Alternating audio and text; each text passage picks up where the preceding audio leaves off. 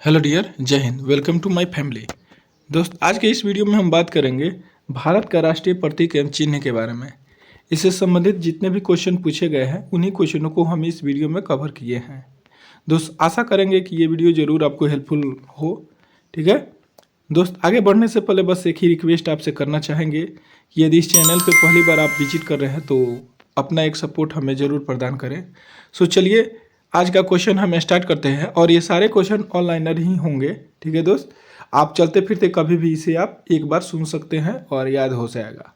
ठीक है, तो आपका पहला क्वेश्चन में कहा गया भारत का राष्ट्रीय ध्वज है, तो भारत का राष्ट्रीय ध्वज कौन सा है? तिरंगा। जैसा कि आप जानते ही हैं तिरंगा ध्वज है, जिसका अनुपात की अगर बात करें तो ये 3:2 में आता है। इसकी लंबाई और चौड़ाई के अनुपात है। ठीक है दोस्त, अब देखिए नेक्स्ट क्वेश्चन को देख लेते हैं। सबसे पहले इसमें अगर और बात करें हम तो इसमें जो तिरंगा ध्वज है अपना तिरंगा, तो इसका डिजाइन किसने तैयार किया था? तो पिगली बेकैया ने किया था। ठीक है दोस्त, किसने किया था? पिगली बेकैया ने। अगला क्वेश्चन है भारत का राष्ट्रीय पशु है, तो भारत का राष्ट्रीय पशु कौन सा है? तो बाघ है, जैसा कि आप जानते हैं। तो इसका वैज्ञानिक नाम क्या है?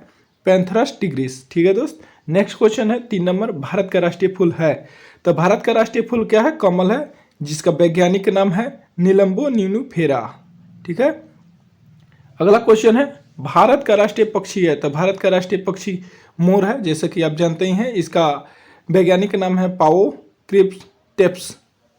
अगला क्वेश्चन है भारत का राष्ट्रीय वृक्ष है, तो भारत का राष्ट्रीय वृक्ष क्या है? वट। वट वृक्ष को ही बरगद के वृक्ष के नाम से भी जाना जाता है। चलिए दोस्त, नेक्स्ट क्वेश्चन पे चलते हैं। आपका 6 नंबर क्वेश्चन में कहा गया है कि भारत का राष्ट्रीय, यहाँ पे देखिए 5 नंबर छूट गया। भारत का राष्ट्रीय वृक्ष है, तो वट वृक्ष बरगद का वृक्ष हो गया। राष्ट्रीय गीत वंदे मातरम बंकिम चंद्र चटर्जी की किस उपन्यास से लिया गया है? तो ये आनंद मठ से लिया गया है। भारत के राष्ट्र कवि है, तो मैथिली शरण गुप्त को भारत का राष्ट्र कवि कहा जाता है।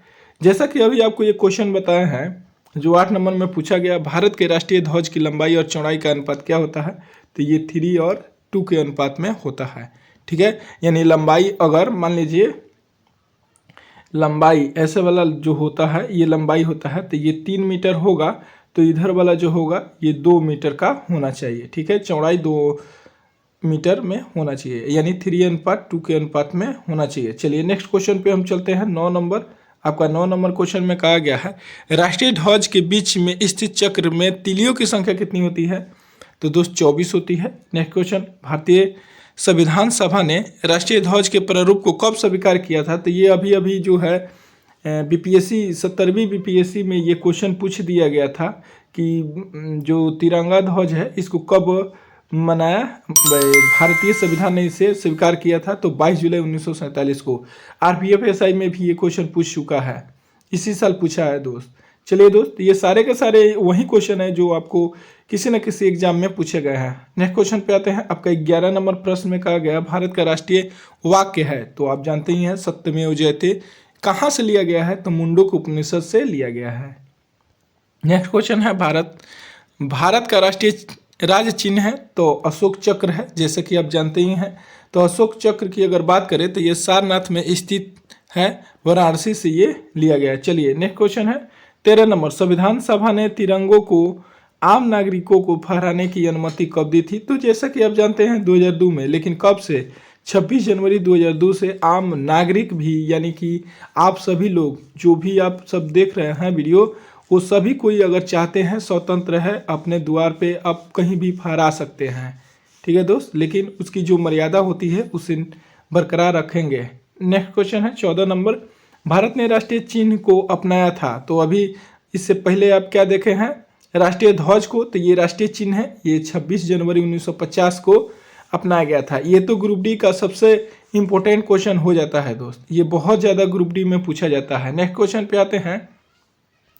15 नंबर में आपका पूछा गया है भारत का राष्ट्रीय गान है, तो आप जानते ही हैं जन गण मन। इसके रचयिता कौन है? तो रविन्द्रनाथ टैगोर जी हैं। नेक्स्ट क्वेश्चन है 16 नंबर, भारत का राष्ट्रीय गीत है, तो राष्ट्रीय गीत और राष्ट्रीय गान में फर्क होता है दोस्त।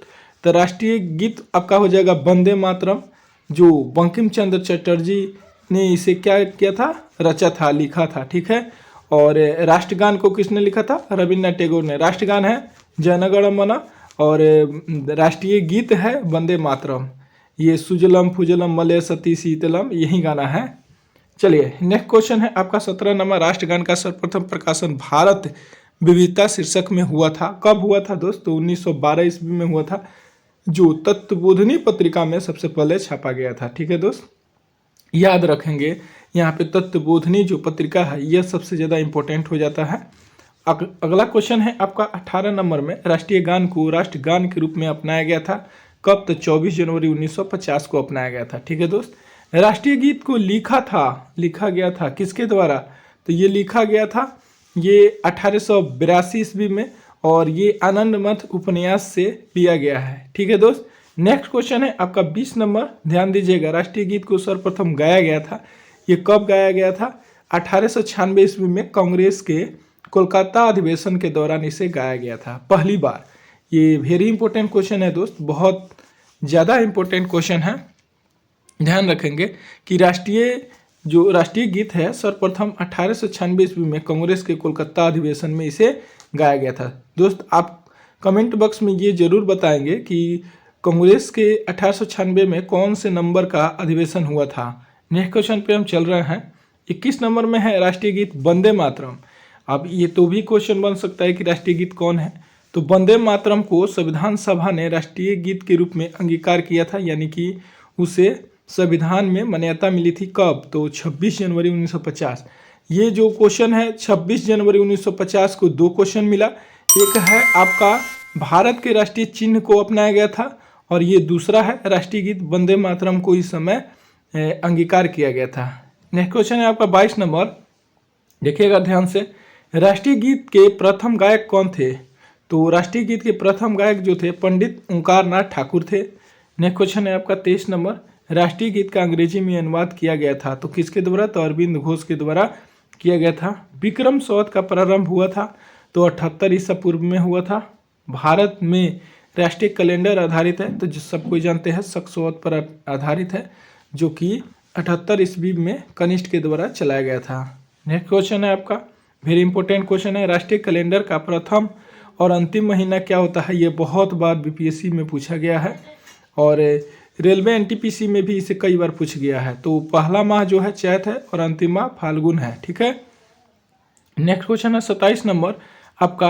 राष्ट्रीय कैलेंडर को कब अपनाया गया था? दोस्त ये सारे क्वेश्चन वेरी इंपॉर्टेंट क्वेश्चन है।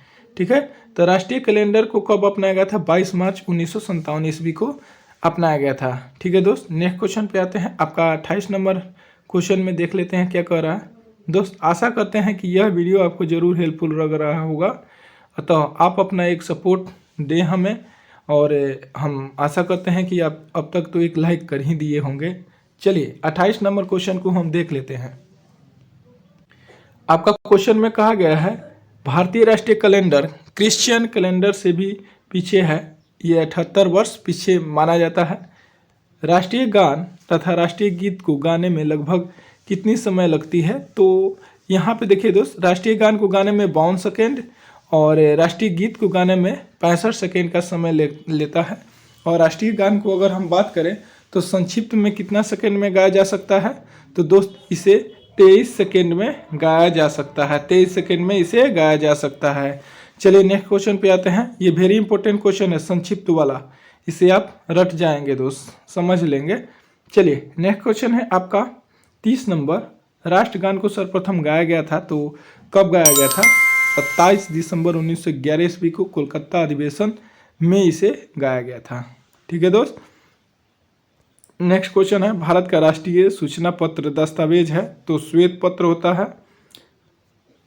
भारत की राजभाषा है, तो भारत की राष्ट्रीय भाषा नहीं है दोस्त, राजभाषा है जो कि हिंदी है। भाग 17 के अनुच्छेद 343 के अनुसार इसे भारत की राजभाषा के रूप में मान्यता प्राप्त है। नेक्स्ट क्वेश्चन है राष्ट्रीय गान का अंग्रेजी अनुवाद रविन्द्रनाथ टैगोर ने कब किया था? तो 1919 ईस्वी में किया था। मॉर्निंग सॉन्ग ऑफ इंडिया शीर्षक से इसे लिया गया है। राष्ट्रीय पक्षी दिवस मनाया जाता है, तो 12 नवंबर को ये सलीम अली की जन्म तिथि को मनाया जाता है। सलीम अली, यहाँ पे सलीम अली ध्यान दीजिएगा दोस्त, सलीम अली जी की जन्म तिथि को ही राष्ट्रीय पक्षी दिवस के रूप में मनाया जाता है, क्योंकि ये ऐसे व्यक्ति थे जो पक्षियों से बहुत प्रेम, बहुत लगाव रखते थे। इसलिए इन्हीं की याद में इन्हें राष्ट्रीय पक्षी दिवस के रूप में मनाया जाता है। ठीक है, भारत का राष्ट्रीय खेल है तो ये तो आप जानते ही हैं, भारत का राष्ट्रीय खेल क्या है, हॉकी है। शुरुआती दौर में आज़ादी से पहले भारत ने लगातार 3 गोल्ड मेडल जीते थे। उसके बाद में खौफ सा छा गया था कि भारत को कोई हरा नहीं सकता। उस समय मेजर ध्यानचंद्र की अगुवाई में ऐसा हुआ था। ठीक है दोस्त, इसलिए मेजर ध्यानचंद्र को हॉकी का पिता भी कहा जाता है। 29 इसको जो है मेजर ध्यानचंद्र की जन्म जयंती भी मनाई जाती है 29 अगस्त को। चलिए दोस्त, शक संवत का प्रारंभ हुआ था तो 78 ईस्वी में कनिष्क के शासनकाल में, ऊपर भी हो चुका है। नेक्स्ट क्वेश्चन है, भारतीय ध्वज के लिए इस्तेमाल किया जाता है तो केवल हथकरघा खादी के जो सूती का रेशमी कपड़ा होता है, केवल वही कपड़ा ही इस्तेमाल इसमें होता है। ये पॉलिस्टर, ये इधर उधर जो बेकार से कपड़े हैं, बेकार नहीं कर सकते हैं बट दूसरे कपड़े का इस्तेमाल नहीं किया जाता। केवल हथकरघा खादी के कपड़े जो सूती और रेशमी होते हैं उसी का इस्तेमाल किया जाता है। नेक्स्ट क्वेश्चन है 38 नंबर, राष्ट्रीय ध्वज के बीच स्थित चक्र का रंग कैसा होता है, तो ये आप तो जानते हैं नीला कलर का होता है। भारत का राष्ट्रीय ध्वज गीत है तो कौन सा, हिंद देश का प्यारा झंडा ऊंचा सदा रहेगा, ऊंचा सदा रहेगा झंडा ऊंचा सदा, ये गाना है। भारत का राष्ट्रीय फल है तो ये तो आप जानते ही हैं, आम हमारे देश में सबसे अच्छा है, इसलिए आम को ही भारत का राष्ट्रीय फल बना दिया गया है। अब दोस्त ये देखिए, आम का वैज्ञानिक नाम क्या है, मैंगोफेरा इंडिका होता है। आम का वैज्ञानिक नाम क्या है, मैंगोफेरा इंडिका होता है। राष्ट्रीय फल है ये। भारत का राष्ट्रीय पर्व, तो भारत का राष्ट्रीय पर्व मात्र एक ही है, देख लीजिए। भारत का राष्ट्रीय पर्व कौन कौन से है, तो 15 अगस्त है, 26 जनवरी और 2 अक्टूबर। 15 अगस्त को स्वतंत्रता दिवस और 26 जनवरी को गणतंत्र दिवस और 2 अक्टूबर को गांधी जयंती। ये भारत का राष्ट्रीय पर्व के रूप में इसे मान्यता प्राप्त है। ठीक है दोस्त, तो भारत का राष्ट्रीय पर्व मात्र 3 ही है, गांधी जयंती, स्वतंत्र दिवस, गणतंत्र दिवस। बाकी भारत का कोई भी राष्ट्रीय पर्व नहीं है।